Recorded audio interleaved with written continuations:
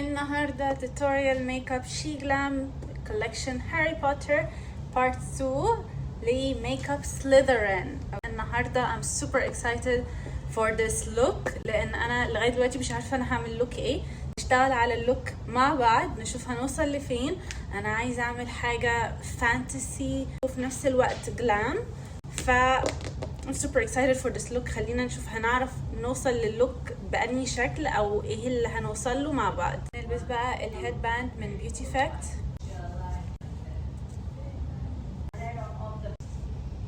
نبدأ بقى بالسكين كير. هبدأ الأول بالسكين كير بالتونر اللي مش راضي يخلص.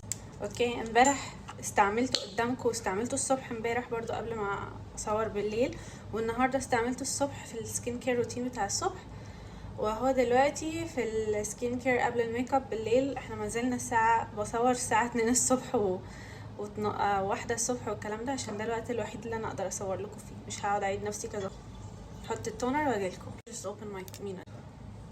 النهارده السيرم من نيوكس، ده السوبر سيرم رقم 10. ده Universal Age Defying Concentrate. المفروض ان ده بيحافظ على شباب البشرة. اوكي، عجباني قوي الباكجينج بتاعتهم. بصوا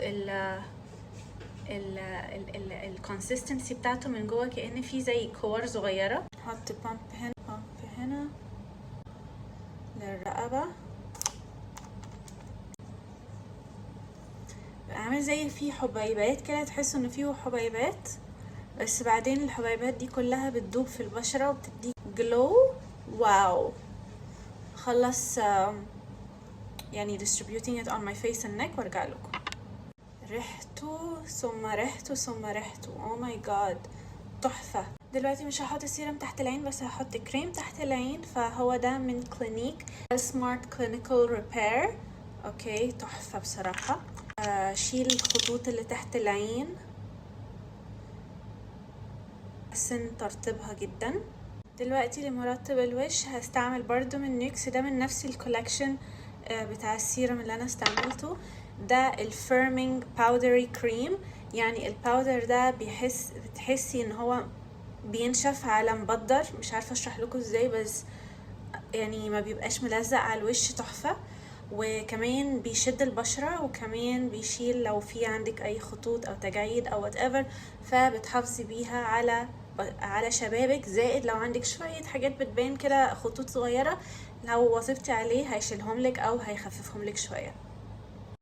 الكونسيستنسي بتاعته لما بتلمسوها، يعني احساسها او ملمسها مختلف جدا عن المرطبات اللي الواحد متعود عليها، لان انتي بتحطيها بتبقى كريم الاول، وبعدين اول ما بتحسي انها ابتدت تنشف بتحسيها بدأت تعمل زي الباودر كده. خلص احط الكريم على رقبتي ووشي وارجع لكم. خلصنا السكين كير، بس عشان اثبت السكين كير او ارطب السكين كير او احبس الترطيب بتاع السكين كير على بشرتي، هرش الكلاريتي ميست من بيكسي على وشي كله. دلوقتي هعمل سيرم رموشي، طبعا لاش ثيرابي استراليا، بس همشيه على جذور رموشي. خلاص قرب يخلص، كتر خيره، معايا بقاله 4 شهور يعني. فهشتري تاني طبعا، عشان معرفش اذا انا وقفت ممكن الرموش تقع ولا لا. كده انا برضو لسه ما وصلتش للنتيجة اللي انا عايزة اوصل لها. انا مثلا واحدة ما كانش عندي رموش، فعشان كده اخد معايا يمكن 4 شهور عشان ابدأ اشوف نتيجة حلوة. انما بقى اللي عندهم رموش وعايزين بقى يطولوها ويتقلوها هيشوفوا نتائج اسرع واقوى من النتيجة بتاعتي. فانا دلوقتي لما هدخل المرحلة التانية اجيب واحدة تانية من السيرم تاني بتاع الرموش ده، هشوف النتائج اللي الناس عندها رموش هتشوفها من اول مرة. فاهمين قصدي؟ النهاردة هستعمل برضو الليب ماسك بتاع لاناج، بس النهاردة بدل الشوكولات هستعمل الفانيلا. ان فعلا لاناج معروفين بالسنت اللي عندهم، it's unbelievable. كل سنت وسنت احلى من التاني. انا عندي المنت عندي المنت شوكولات لونه اخضر كده، حلو بس مش not my style، بس ممكن يعجب ناس تانية كتير. بس انا بحب السويت سنس اكتر. حتى في البرفيوم بحب الحاجات اللي هي ريحتها فلاوري وريحتها سويت وفروتي اكتر او كاندي اكتر. مع اني ما باكلش الفواكه، مع اني ما باكلش عسل او ما باكلش حلويات، ماليش في خالص في الحلو في الاكل. انا بحب دايما الاكل اللي هو الساور او الجبن والحاجات دي، حتى في التحلية بخلي بجبن. بس في الروايح انا بحب روايح الحاجات الحلوة جدا، في البيوتي برودكتس يعني وكده. الغلطات اللي كنت بعملها زمان في السكين كير وبشوف ناس كتيرة بتعملها حاليا، ان بعد ما بيخلصوا عايزين مثلا يحطوا منتج فوق منتج، ما بيستنوش ان المنتج ينشف، فبيحطوا فوق بعض. في حاجات ينفع تتحط فوق بعض والمنتج لسه مبلول مثلا على بشرتك، زي الهايلورونيك اسيد، لازم مثلا البشرة تكون لسه رطبة قبل ما يتحط عليها. في مرطبات معينة نفس الفكرة، بس مش كل حاجة تنفع تتحط فوق الحاجة قبل ما تنشف، استنوا لغاية ما تنشف. حاجة تانية بشوف ناس بتعملها، بنشف المنتج بمروحة، ففاكرة ان كده بشرتي هتمتصه بشكل اسرع. وبشوف ناس كتير قوي برضو بتعمل الغلطة دي. ما ينفعش السكين كير تنشفيه بمروحة، لازم تستني بشرتك هي اللي تمتصه، والا لو نشفتيه بمروحة هو هيتبخر على الهواء ومش هتستفادي بيه زي ما تستني لغاية ما هو لوحده بشرتك اللي تمتصه. بصراحة النهاردة عايزة اجرب البرايمر بتاع جيفانشي ده، السكين بيرفكتو مويسترايزنج، بيرطب وبينور illuminates وبيخفي المسام refines pores و evens your skin tone، يعني بيوحد لون البشرة كمان، وفيه SPF 30. عامل ازاي؟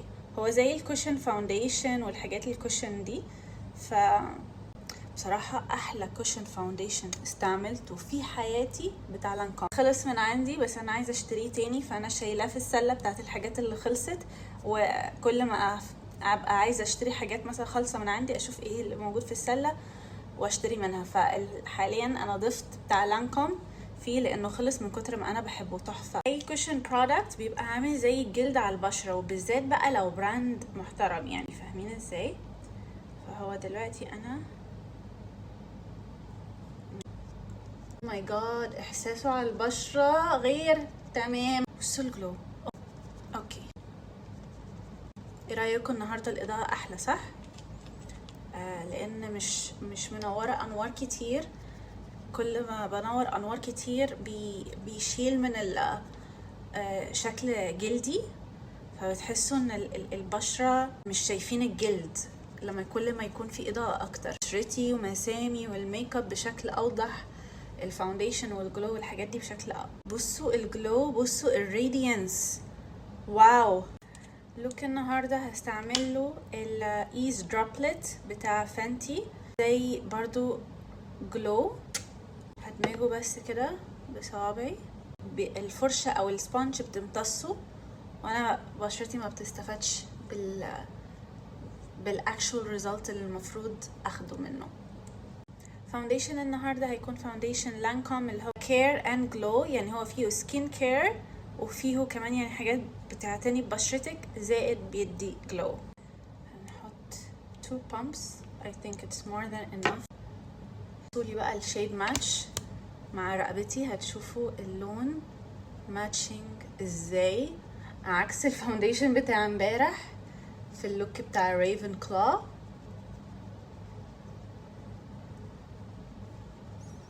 شايفين ازاي ماتشنج مع رقبتي؟ مش محتاجة احط خالص اي فاونديشن على رقبتي. يبقى على الكاميرا افتح شوية بسبب الفلاش، لان اكيد الفاونديشن والحاجات دي بتعكس، الاضاءة، فهتلاقوا ممكن يكون في شوية فلاش باك خفيف جدا لا يذكر لغاية ما الفاونديشن يندمج. للكونسيلر هستعمل الانستنت ايج ريوايند اريزر من ميبلين. انا عشقي الكونسيلر ده من اول ما طلع تقريبا ايام الجامعة، وبصراحة يعني مهما جربت كونسيلرز دايما ارجع لده تاني. اللي انا بستعملها في الكونسيلر ده 110 فير، 110 فير. في الفاونديشن 125W. على فكرة فاونديشن لانكوم برضو فيه SPF. الكونتور again من شي جلام، لان هو ده الوحيد اللي عندي اللي هي الدرجة اللي مدية على الرصاصي. لا انا عندي واحد من انستازيا بيفرلي هيلز، وبصراحه بتاع ABH يعني انستازيا بيفرلي هيلز، بس ده is short form. بتاع انستازيا او ABH برضو مدي على جراي قوي، ده اللي استعملته في فرحي،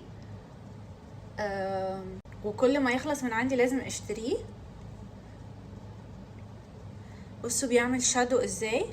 ما بحبش احطه straight on my face اي حاجه اصلا، بحب ان انا اخدها الاول بالسبونج. الكونسيلر الحاجه الوحيده اللي ممكن احطها على وشي مش مشكله، بس البرودكتس التانية حتى لو البلاش ساعات بحطه على وشي قدامكم حتى بتشوفوا بيبقى اسهل يعني، بس لما ببقى بمزاج بعمل ميك اب لا بحط كل حاجه الاول على السبونج بعدين احطها على بشرتي، لان ساعات لما بحس في برودكتس معينه ممكن تحطيها على وشك تلاقيها لزقت، عقبال ما تيجي تدمجيها تكون نشفت على وشك وتكون عملت بقع.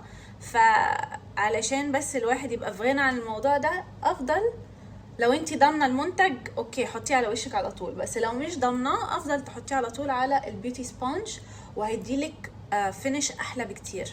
الكونتورينج الشيد بتاع الكونتور ستيك ده اسمه شادو، يعني هو اسمه ظل اصلا، فتحفه.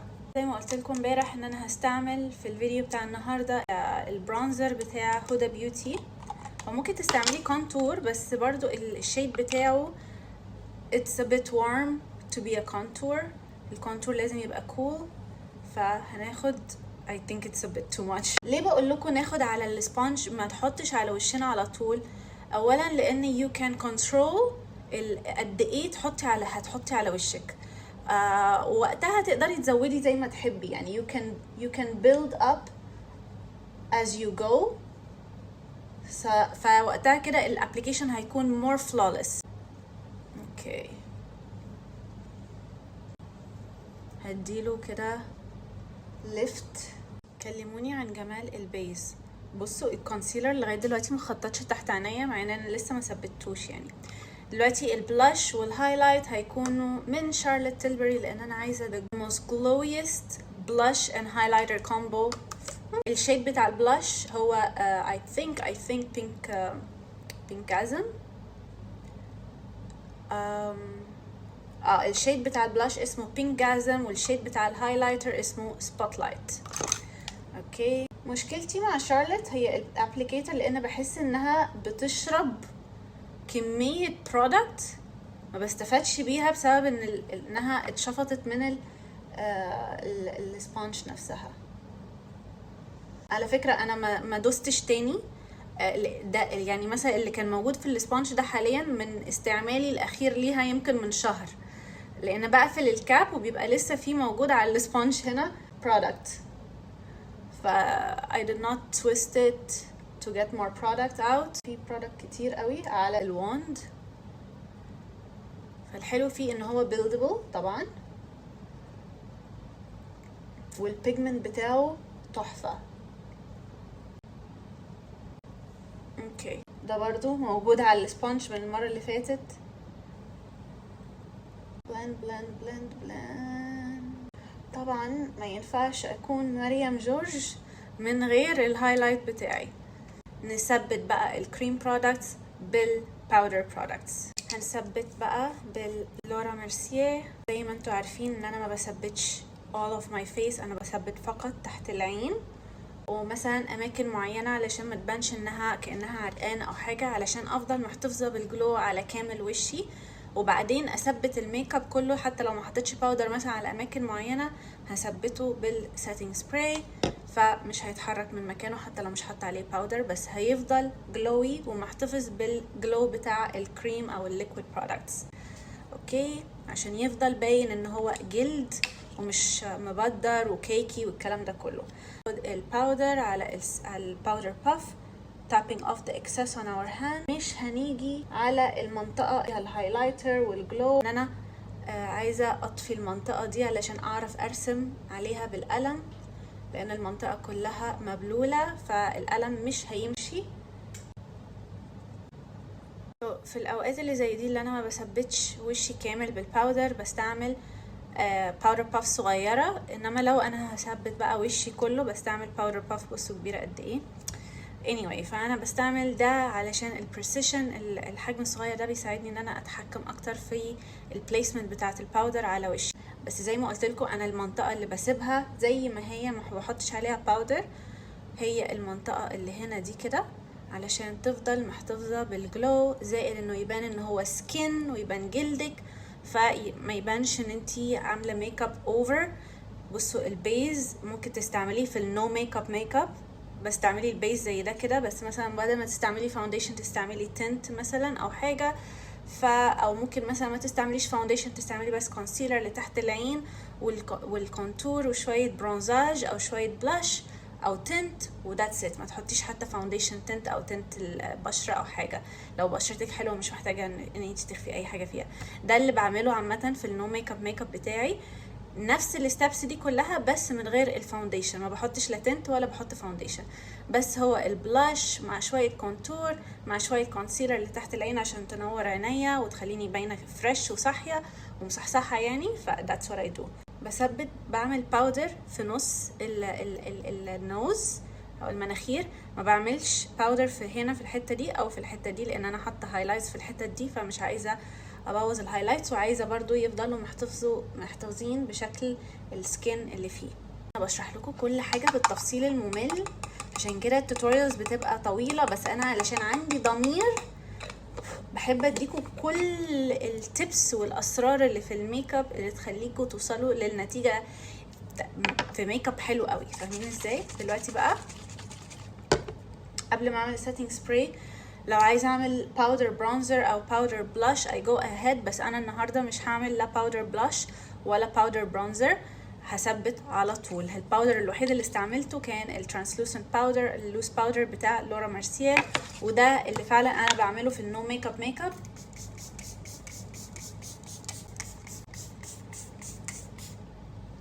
ما بحطش باودر نهائي ان كان بلاش او برونزر او كونتور او وات ايفر باودر على وشي، بيفضلوا بس كريم برودكتس او ليكويد برودكتس، والباودر الوحيده اللي بحطها بتبقى بس في الاماكن اللي هي التي زون وتحت العين فقط.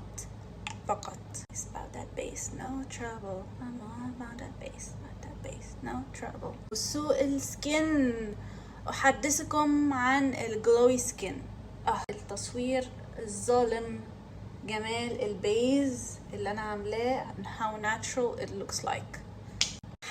الحاجة الوحيدة اللي ممكن تستعملي لها مروحة تنشفيها هو السيتنج سبراي، مش مشكلة خالص، ده اللي هيسرع لك ان انتي تنشفي السيتنج سبراي، المروحة مش هتأثر خالص عليه. انما السكين كير مروحة نو. في ناس بيعملوا بالبيوتي سبونج او البيوتي بلندر بعد السيتنج سبراي وهو لسه مبلول علشان يثبتوا او يدخلوا السيتنج سبراي على البشره. ما انصحكوش بيها الا لو انتي بروفيشنال جدا. الحواجب شعره اللي هيسالني حواجبي مالهم عاملين كده ليه، هقول لكم شعر حواجبي كله ضارب ابيض بسبب ليزر ازاله التاتو اللي انا عاملاه. فلو عايزين تعرفوا كل all of my tips شوفوا all of my tutorial videos. صراحة انا كنت عايزة اعمل حواجب سودا فحمة مرسومة كده بالقلم بلوك لوك سليذرين بقى وبتاع، كنت عايزة اعمل حاجة قاسية قوي، فهخلي القسيان بقى في الميك اب اكتر. محبش خالص البس العدسات بعد ما اكون عامله البيس بتاعي لان بدمع كتير قوي.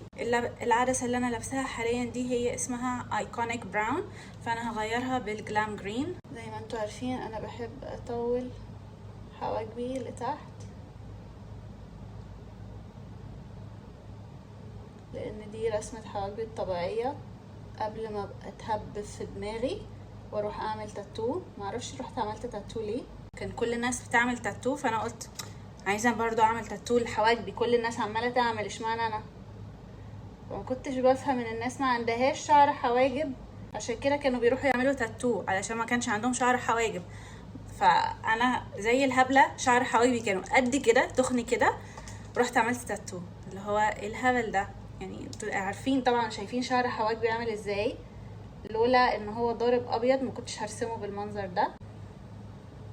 بالسبولي هثبت حواجبي بالجوت بي براو جيل. بس البراو جل ده مش من البراو جلز اللي يخلوكي تلزقي وتعملي لامينيشن لحواجبك، ده فقط عشان تسرحي بيهم حواجبك ويفضلوا ثابتين على التسريحه اللي انت سرحتيهم بيها. انما حاجات بقى التلزيق والكلام ده لازم البراو فريز من ABH او مثلا بتاع شيغلام والحاجات دي كلها اللي بيبقى عامل زي الصابون مثلا او الواكس. اللحظه الحاسمه، الاي شادو. هناخد الباليت بتاعت سليذرين من الهوجورتس هاوسز باليت سيت من بتاعت شيغلام. الالوان دي انا متشوقه لها جدا. امبارح نسيت استعمل الفرشه بتاعت الاي شادو اللي بتيجي مع الكولكشن بتاعت هاري بوتر، فاللي عامله زي الماجيك وانز بتاعت هاري بوتر، وينجارديوم لافيوسا. اوكي، فهستعمل دي بقى شويه الوان كده. فانا مش عارفه ايه الكومبو اللي انا هعمله. هم حاليا اللون زي زيتي والجليتر جرين والاسود الفحمه. ف I don't know. اوكي، عايزه اعمل حاجه جلام وفي نفس الوقت واو. عارفين؟ بصوا، انا هاخد اللون اللي هو الاخضر اللي هو ده اللي عامل زي الزيتي ده. تاب اوف ذا اكسس. اول مره استعمل من زمان قوي فرشه، مش فرشه بلينج براشز بتوعي. انا عايزه اعمل لوك مختلف عن السموكي اللي انا دايما بعمله. اشوف بقى ممكن اوصل لايه. هلبس العدسات اللي هي الجلام جرين، وحاليا انا بقلع الايكونيك براون.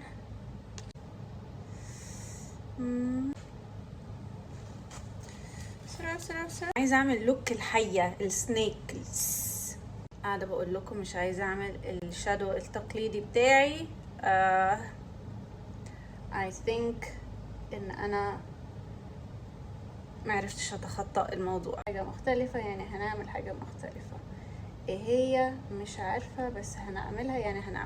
يعني مش مستغربين قوي. هنحطه فين؟ هنا في العين على الجفن المتحرك. زي ما قلت لكم ان احنا قاعدين نشتغل على اللوك مع بعض. انا مش عارفه انا بعمل ايه ولا بهبب ايه. تمام، هناخد اللون اللي هو السيلفر هنحطه على ما مش عارفه فين الاختلاف حضرتك يا مريم، فين الاختلاف في الموضوع؟ طب ما هو نفس مكياج امبارح بس بالوان مختلفه حضرتك. علشان دايما بتسالوني بعمل السموكي لوك بتاعي ازاي.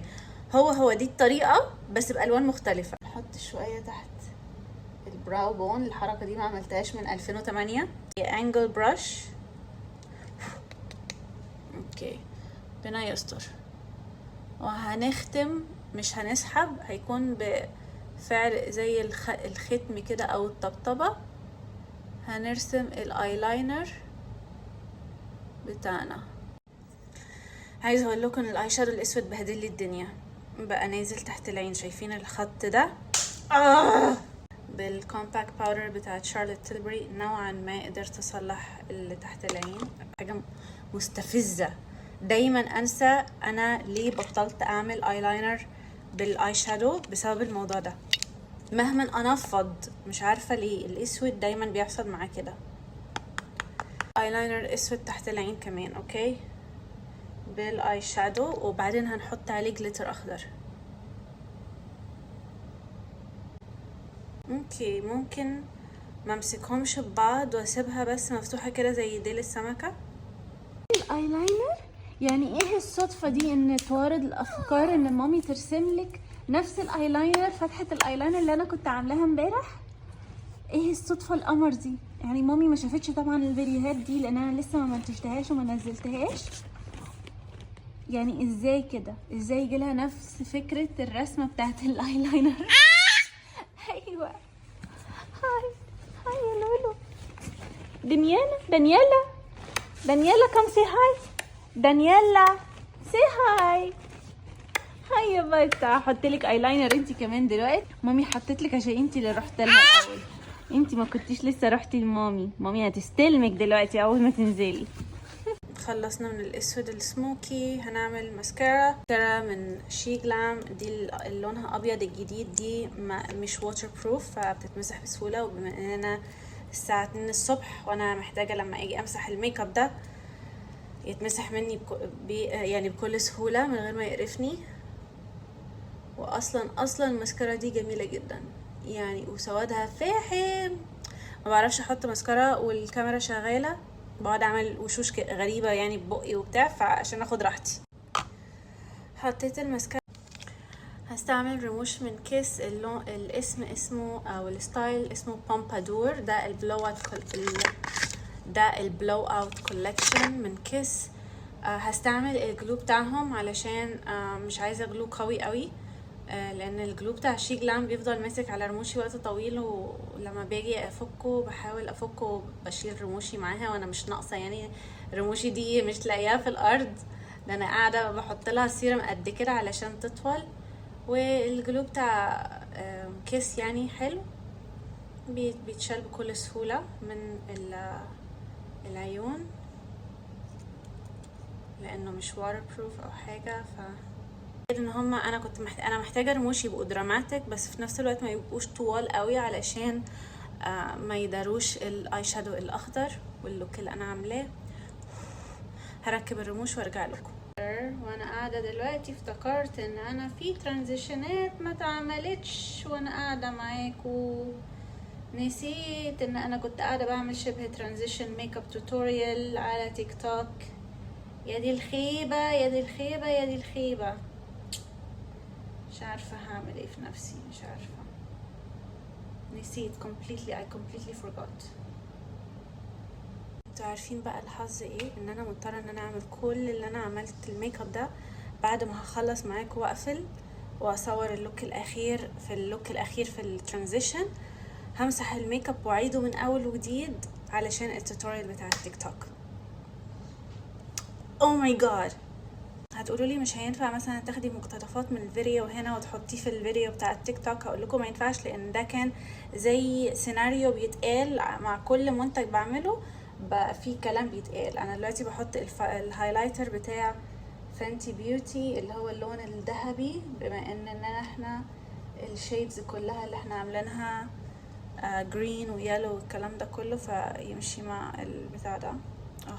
محروق دمي. اخدت الهايلايتر القمر ده من بسام فتوح. It's a gold beautiful highlight. ده من الكولكشن بتاعه اللي هو بتاع البرايت لايت. the bright light collection من بسام فتوح. It's so blinding. عايزة يكون الهايلايت واصل عندكم في مصر. This highlighted golden goddess.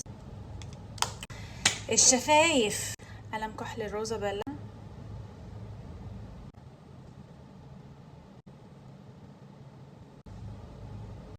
هناخد الجلو. اوكي، جليتر الشفايف خلص.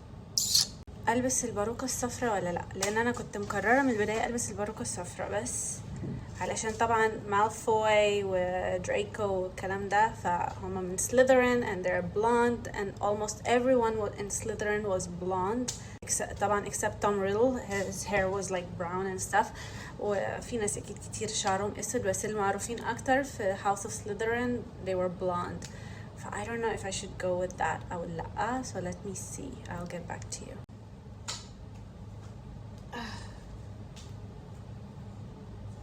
شبه البوبي مش عارفه ليه دلوقتي. كان عاجبني بصراحه اللوك بالشعر الاسود، بس مش عارفه هقيس الباروكه. ما عجبتني، مش ملزقه الباروكه، فطبعا الشعر باين من تحت مع اللوك.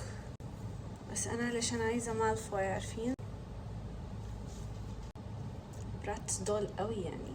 الفستان الاخضر ده، الشنطه الخضرا دي كده بقى. الفستان مع الدرس دي الهيلز اللي انا هلبسها، بس اللون القماش بالظبط.